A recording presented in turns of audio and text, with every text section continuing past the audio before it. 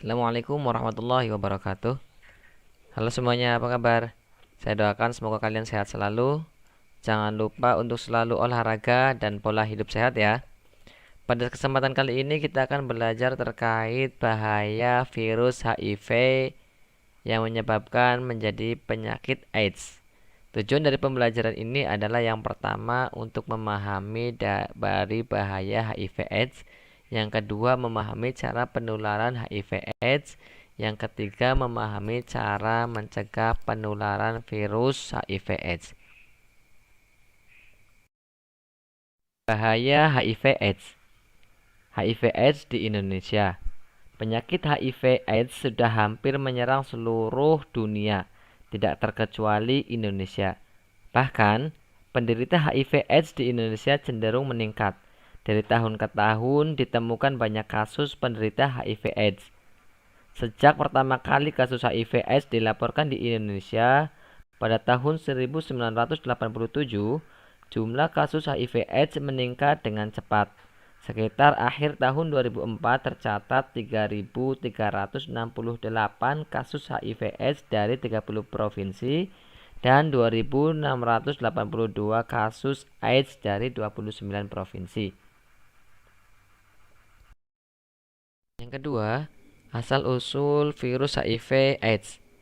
HIV atau kepanjangan dari Human Immunodeficiency Virus merupakan virus yang menyebabkan penyakit AIDS atau Acquired Immunodeficiency Syndrome.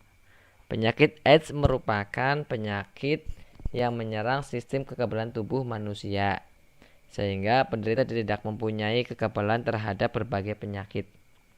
Menurut para ahli, HIV/AIDS diduga berasal dari jenis kera monyet di Afrika yang mempunyai struktur yang sangat dekat dengan virus manusia. Sejak tahun 1968, virus ini telah membunuh kera-kera di Afrika, dan tahun 1980-an mulai menewaskan pria homoseksual di Amerika Serikat. Tiga, tahapan-tahapan HIV menjadi AIDS. Ya, virus HIV mengalami perkembangan pada tubuh penderita. Setelah 5-10 tahun tertular HIV, penderita mulai menunjukkan gejala bermacam-macam penyakit karena rendahnya daya tahan tubuh. Setelah itu barulah ia akan menderita penyakit AIDS. Jadi HIV itu adalah virusnya, AIDS itu adalah penyakitnya. Secara sederhana akan dijelaskan bahwa pengertian penyakit AIDS adalah kumpulan tanda dan gejala penyakit akibat hilangnya atau menurunnya sistem kekebalan tubuh seseorang ya. Nah, tahapan-tahapan HIV menjadi AIDS memiliki gejala-gejala, di antaranya adalah yang pertama, tahap awal infeksi HIV. Dalam tahapan ini gejalanya mirip influenza, di antaranya itu demam, lesu, nyeri tenggorokan, batuk, dan pembesaran kelenjar. Gejala ini biasanya hanya berlangsung beberapa hari ya, atau beberapa minggu, lalu bisa hilang dengan sendirinya. Terus yang kedua adalah tahap tanpa gejala. Meskipun tidak menunjukkan gejala, pada tes darah ditemukan antibodi HIV dan disebut HIV positif. Masa ini dapat berlangsung bertahun-tahun loh, sekitar 5-7 tahun. Yang ketiga adalah tahap IRC. Pada tahap ini diketahui muncul gejala-gejala AIDS. Nah, ARC adalah terdapatnya 2 atau lebih gejala yang berlangsung selama 3 bulan atau lebih. Di antaranya yaitu demam disertai keringat malam, penurunan berat badan lebih dari 10%, diare yang secara berterus-terus, kulit gatal, dan lain-lain. Yang keempat adalah tahap AIDS. Nah, dalam tahapan ini muncul infeksi lain yang berbahaya. Contohnya adalah TBC, jamur, dan lain-lain. Karena kekebalan tubuh telah rusak yang disebut infeksi oportunistik. Di samping itu, penderita dapat mengalami kanker kulit dan kanker kelenjar getah bening. Yang kelima adalah tahapan gangguan otak atau susunan saraf pusat. Tahapan ini dapat mengakibatkan kematian sel otak dan gangguan mental. Gangguan mental yang terjadi berupa demensia atau gangguan daya ingat, penurunan kesadaran, dan lain-lain. Nah, penyakit ringan seperti influenza yang menyerang pada seseorang pada umumnya, itu yang mudah sembuh, itu akan berbeda ketika akan menyerang para pengidap HIV dan penderita AIDS. Karena penyakit ringan akan menjadi semakin parah saat menyerang pengidap HIV/AIDS karena sistem kekebalan tubuh pada seseorang tersebut sudah mulai berkurang, bahkan sudah mulai hilang.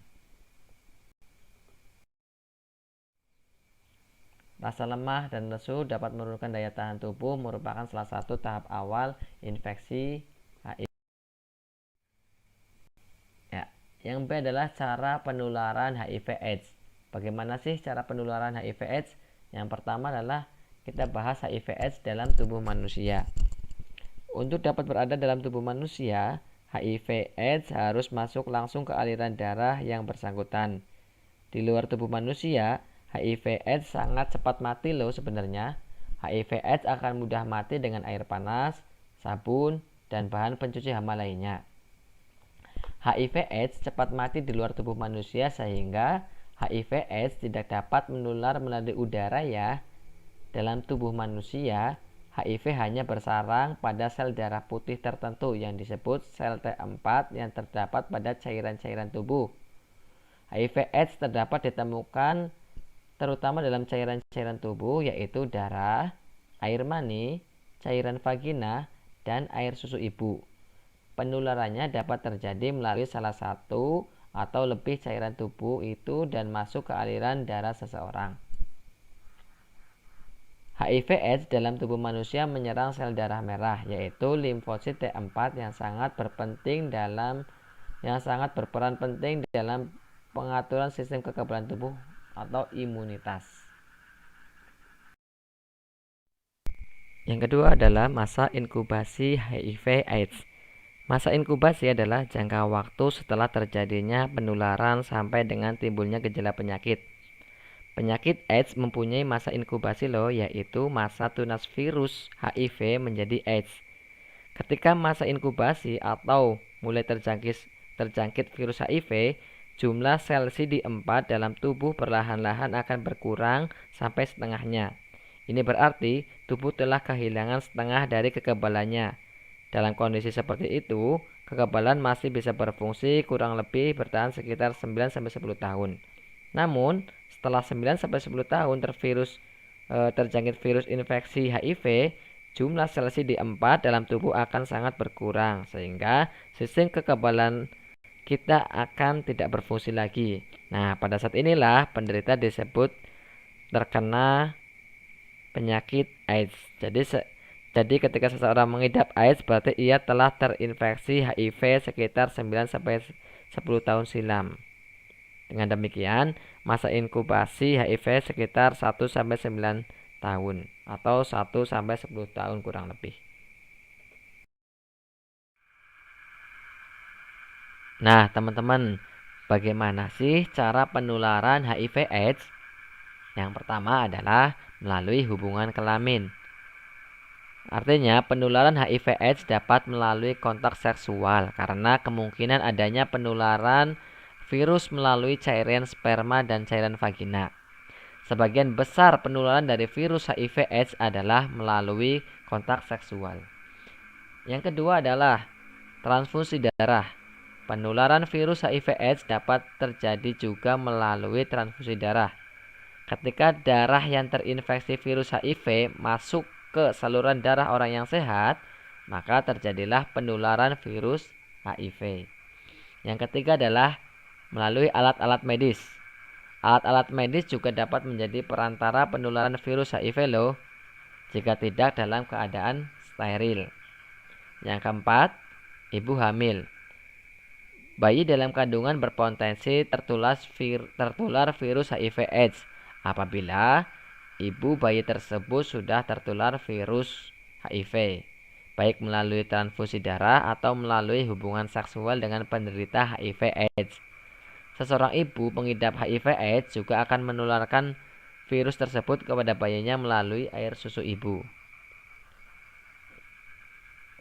Yang kelima adalah cairan tubuh. Cairan tubuh seperti cairan sperma, cairan vagina, darah, dan air susu ibu dapat menjadi penularan virus HIV/AIDS.